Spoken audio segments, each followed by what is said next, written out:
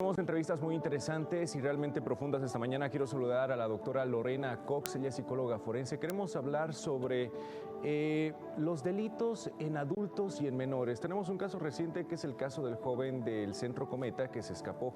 Es un adolescente que fue internado en este centro por asesinato.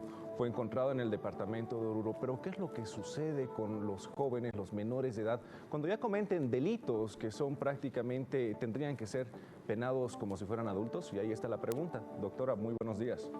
Buenos días y siempre honrada con la consideración.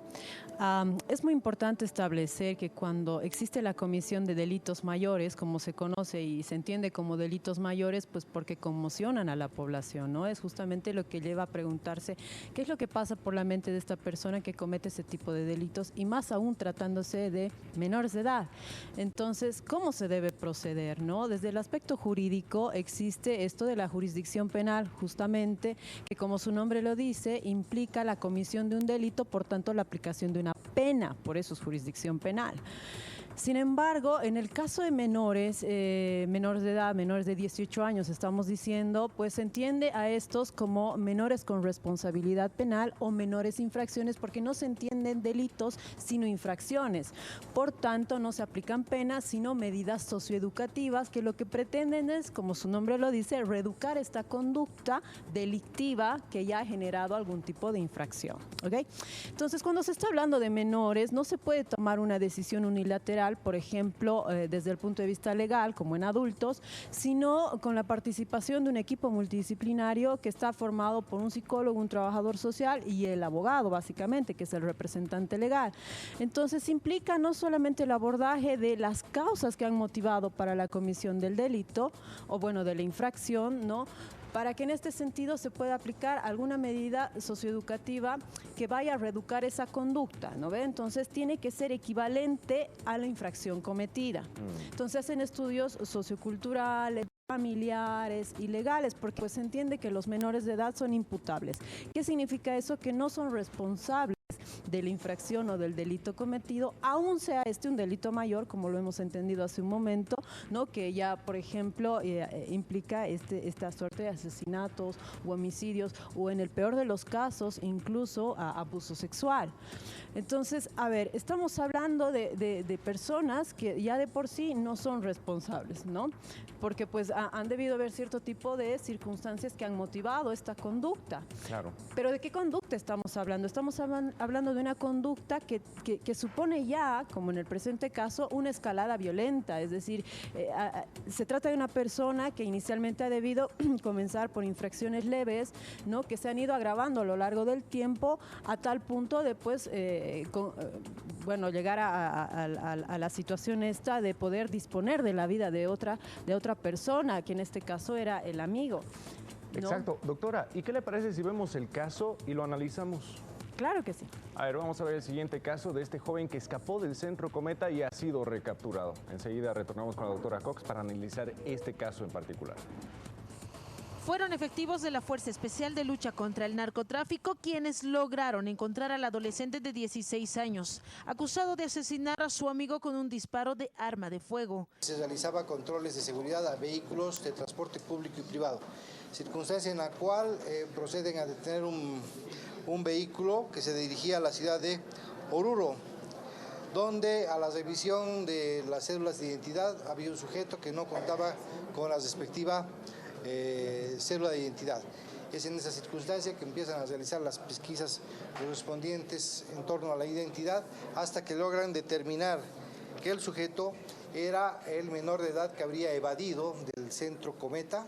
El menor que se dio a la fuga del Centro de Infractores Cometa en el mes de mayo tenía en su poder un arma de fuego tipo revólver cargado con 5 proyectiles. Se sabe que este adolescente, durante el tiempo que se encontraba prófugo, había cometido varios robos en los que logró recaudar más de 1.000 bolivianos. Estamos a la espera de instrucciones de nuestra cabeza de sector para ver la posibilidad de poder trasladar a este sujeto a otra instalación de mayor seguridad, ya que él mismo estaba guardando detención por el delito de asesinato, hecho que ustedes conocen como el caso del Barrio Chino, donde el sujeto habría hecho uso de un arma de fuego para dar muerte a otro ciudadano. no ha estado ni 2 meses dentro del centro de rehabilitación Cometa, donde ha logrado fugar. El menor presenta una herida en la mano izquierda que se habría provocado cuando trepó el muro perimetral del centro de infractores en su afán de darse a la fuga. Y bueno, estamos hablando de un adolescente de 16 años, doctora Cox, que ahora va a ser trasladado a otro centro más grande. Ahora, aquí viene la cuestionante. Ha cometido un delito que debería ser sancionado como un adulto, pero sin embargo se rige a la normativa como un menor de edad. Pero al entrar a estos centros, ¿no van a especializarse más bien en delincuencia? Porque es lo que sucede en las cárceles. No separan a los asesinos de los ladrones, de los estafadores, no. Todos están en un mismo lugar. Incluso tienen acceso informático. Vemos que muchas estafas, ciberestafas, se realizan desde dentro de los penales. Uno no ingresa a especializarse. ¿Qué se debería hacer con estos menores? Sí, a ver, lastimosamente este tema es muy complejo de abordar porque se entiende y la ley lo establece, no así en nuestro territorio, en el territorio boliviano, que cuando una persona comete un delito o una infracción debe ser privada de libertad para posteriormente ser reinsertada a la sociedad. Eso es lo que dice nuestra norma. ¿Dónde está el error que lógicamente promueve la reincidencia en la comisión delictiva? Es decir, que vuelvan a reincidir no solamente en los mismos delitos o infracciones, sino que van en esta escalada que ya le he comentado anteriormente. Pues está en este sentido de reeducación que no se ejerce. No se clasifican según el delito que ha cometido y en este sentido existen personas que pueden ser reeducadas, es decir, puede desarrollarse cierto tipo de estrategias que prevengan la reincidencia delictiva.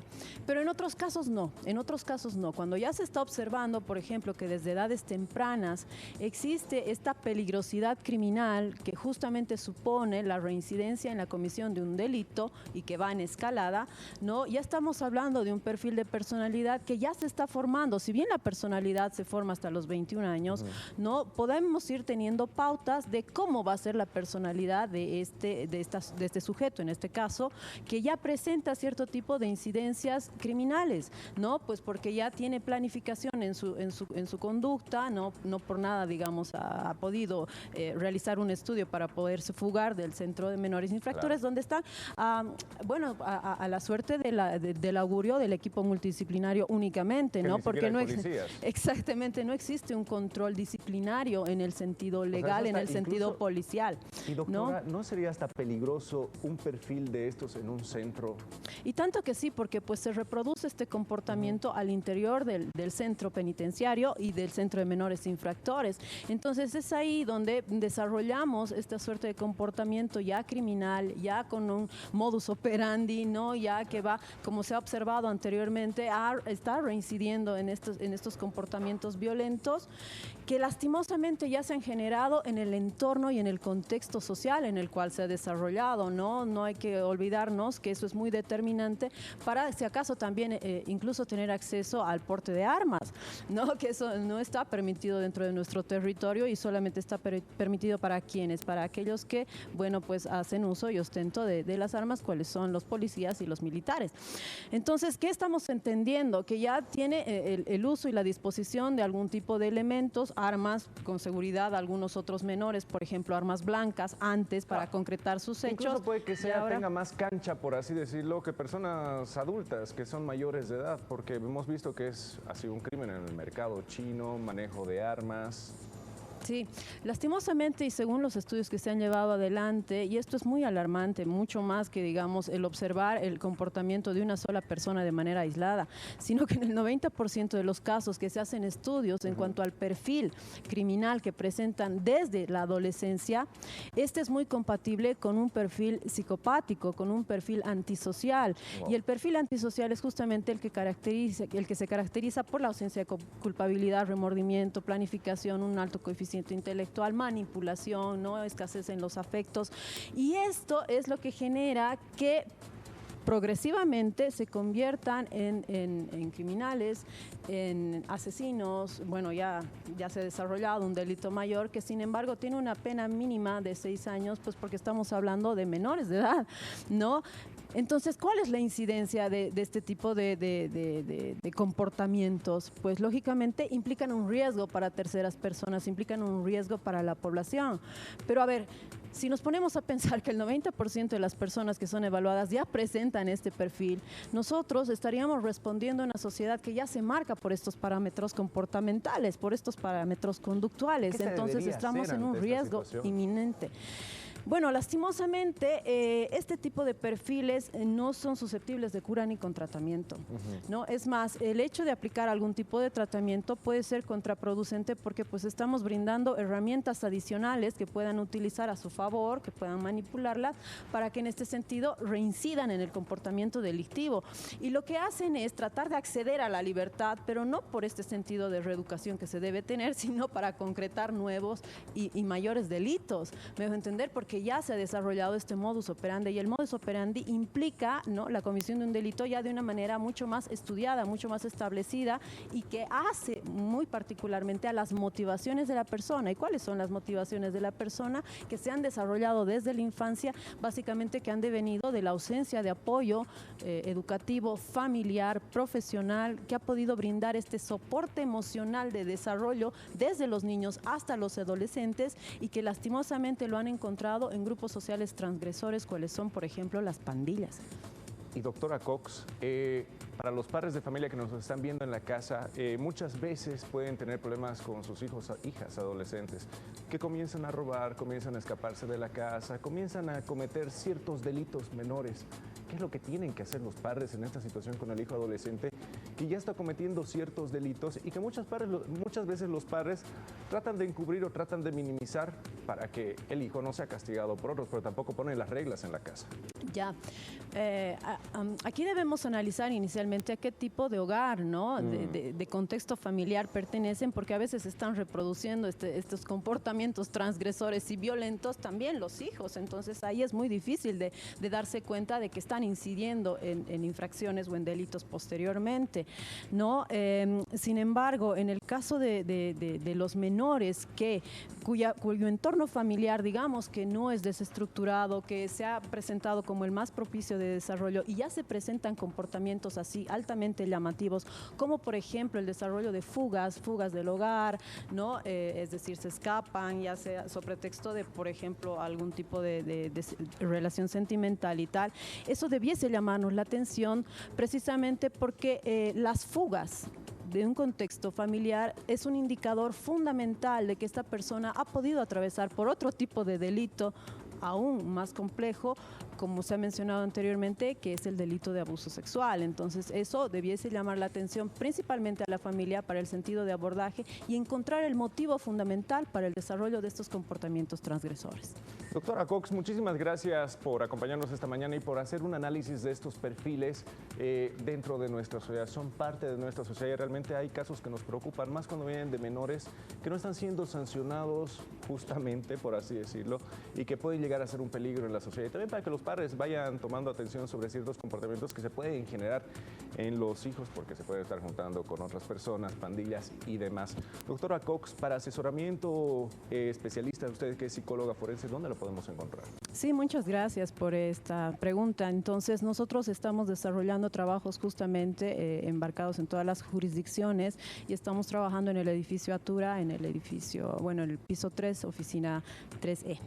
Excelente profesional, doctora Lorena Cox, muchísimas gracias. También la encuentran así en redes sociales. ¿Número de teléfono?